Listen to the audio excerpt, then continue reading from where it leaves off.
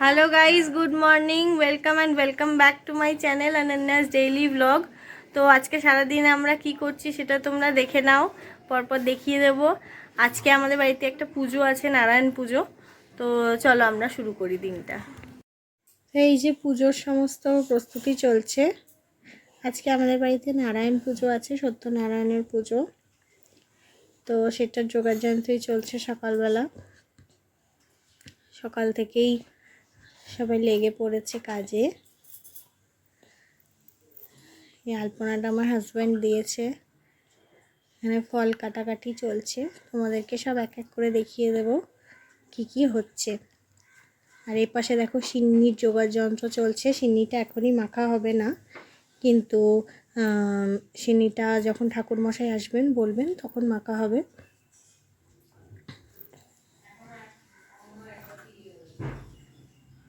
এই সমস্ত কাজ চলছে। তবে ওই দিন আমাদের খুব আনন্দ হয়, সবাই একসাথে মিলে। এখানে রান্নার কাজ চলছে, সেটা দেখে নাও। আর ছোট্ট কুকারে আমি আমার ছোট্ট সদস্যের জন্য খাবার বসিয়ে দিয়েছি, কারণ তার খাবারটা তো আগে করে নিতে হবে। তার মধ্যেও এই সব ব্যাপার স্যাপার চলছে। আর আমাদের আসলে এই সত্যনারায়ণের পুজোতে খুব মজা হয়, সবাই খুব আনন্দ করি। এটা দেখো গাছের ফুল, আমাদেরই ফ্ল্যাটের একজনের গাছের ফুল, সে দিয়ে গেছে পুজো উপলক্ষে। তোমরা সবাই সিন্নি খেতে কেমন ভালোবাসো আমাকে একটুখানি জানিও, কারণ আমাদের তো খুব ভালো লাগে যে ঠাকুরমশাই চলে এসেছেন। তবে এটা ওই দিনকে খুব খারাপ হয়েছিল, জানো তো। উনি কী করেছিলেন, উনি অর্ধেক পুজো করে দিয়ে আবার অর্ধেকটা পরে আরেক বাড়িতে চলে গেছিলেন পুজো করার জন্যে, যেটা কিনা আমাদের সকলেরই খুব খারাপ লেগেছিল, যে যজ্ঞটা না করে ঠাকুরটাকে ফেলে রেখে উনি চলে গেছিলেন। এই জিনিসটা আমাদের কারোরই মনোপুত হয়নি আসলে। তো যাই হোক, কিছু করার নেই, এই কিছু কিছু জিনিস মেনে নিতে হয়। আরতি হচ্ছে এখানে, এরপর যজ্ঞের ভিডিওটাও আসবে। যজ্ঞটাও আমি যতটা সম্ভব পেরেছি ক্যাপচার করে রেখেছি তোমাদেরকে দেখাবো বলে। তোমাদেরকে আরেকটা কথা জানানো হয়নি, আমি অফিস জয়েন করেছি ম্যাটারনিটি লিভ থেকে। আমি যেহেতু আগেও চাকরি করতাম তোমাদেরকে বলেছিলাম, তো সেখানেই আমি আবার জয়েন করেছি। তো সেই সব নিয়ে একটুখানি চাপ চলছে আসলে, সেই জন্য রোজ ভিডিও দিতে পারছি না। তোমরা কিছু মনে করো না, একটু ওয়েট করে থেকো। আমি অবশ্যই আস্তে আস্তে তোমাদেরকে সব কিছুই শেয়ার করব। এই দেখো এখানে আরতি হচ্ছে ঠাকুরের। এই তোমাদের কার কার বাড়িতে সত্যনারায়ণের পুজো হয় সেটা বলো। রাস পূর্ণিমা ছিল, রাস পূর্ণিমার দিন আমাদের বাড়িতে পুজো হয়েছে। এই যে ছোট্ট নারায়ণ বসে গেছে পুজো দেখতে। পুজো হয়ে যাওয়ার পর এই সময় ঠাকুরমশাই অন্য এক বাড়িতে চলে গেছিলেন পুজো দেবেন বলে, আমাদের যজ্ঞটা না করে। তারপর যজ্ঞটা আবার পরে এসে করে দিয়ে যান। তো সেটার ভিডিও আছে, যতটা সম্ভব পেরেছি তুলেছি। আর এই দেখো খেলে যাচ্ছে ধুতি পাঞ্জাবি পরে সেজে গুজে, এইসব চলছে। দেখো যা পাবে সেগুলোই ধরবে।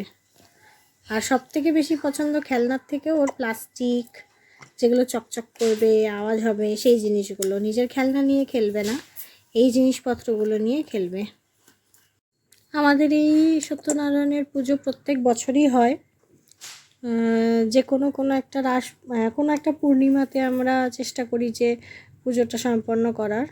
আর এই যে যজ্ঞ হয়, সবাই দেখতেও আসে, বেশ আনন্দ হয় ছোটোখাটোর মধ্যে।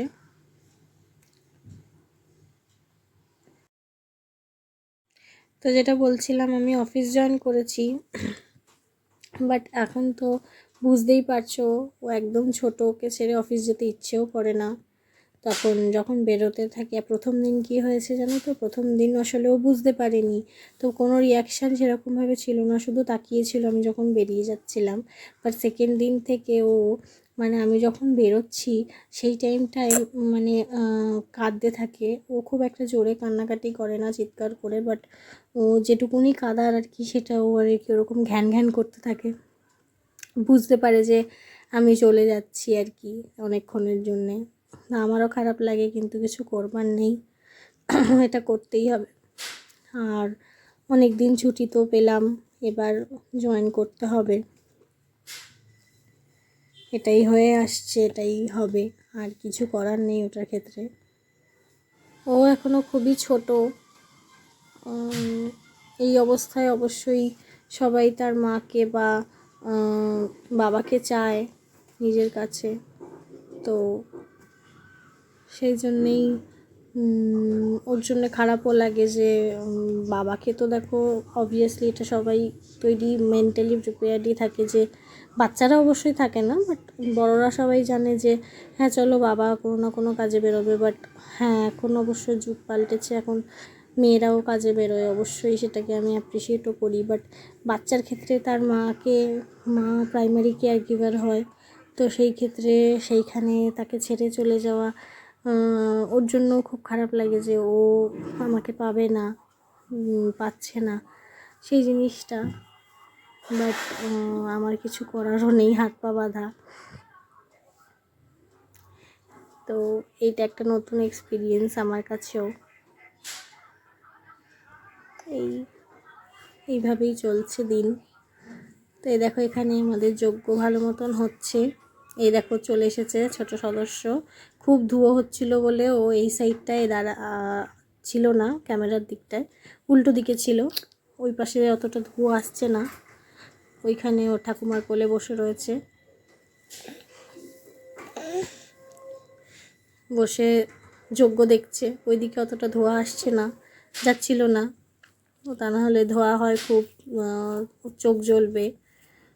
তো এই দেখো আমাদের যজ্ঞ কমপ্লিট হয়ে গেছে, পুজোও কমপ্লিট হয়ে গেছে। তো এবার এরপর সিন্নি মাখা হবে, সিন্নি মেখে সবাইকে প্রসাদ দেওয়া হবে। তোমাদেরকে একবার দেখিয়ে দিই।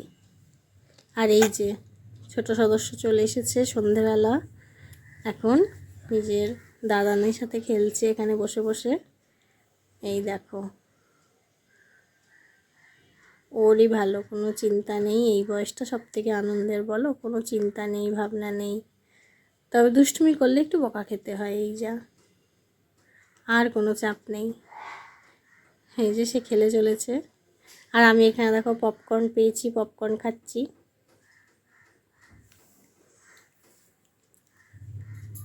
এই আবার পড়েও গেছে পপকর্নটা।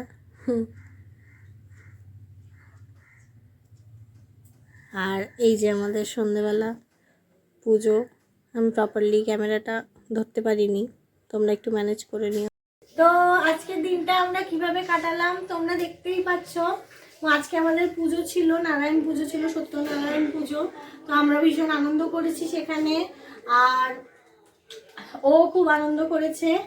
এতক্ষণ ও জামা কাপড় মানে ভালো রকম জামা কাপড় পরেছিল, এখন একটু ক্যাজুয়াল জামা পরিয়েছি, আর হাগিসটা খুলিয়ে দিয়েছি, তোমরা দেখতেই পাচ্ছ। ওকে আমি সবসময় হাগিস পরিয়ে রাখি না, কারণ সবসময় হাগিস পরিয়ে রাখাটা আমার মনে হয় যে প্রবলেম হতে পারে ওর, হয়তো আমাদের সবসময় এরকম হলে কেমন একটা অস্বস্তি ফিল হতো না, একটু ফ্রি আমরা থাকতে চাই। তো সেই জিনিসটা আমিও ওকে ফিল করাতে চাই, যাতে করে একটু ফ্রি হয়ে থাকতে পারে।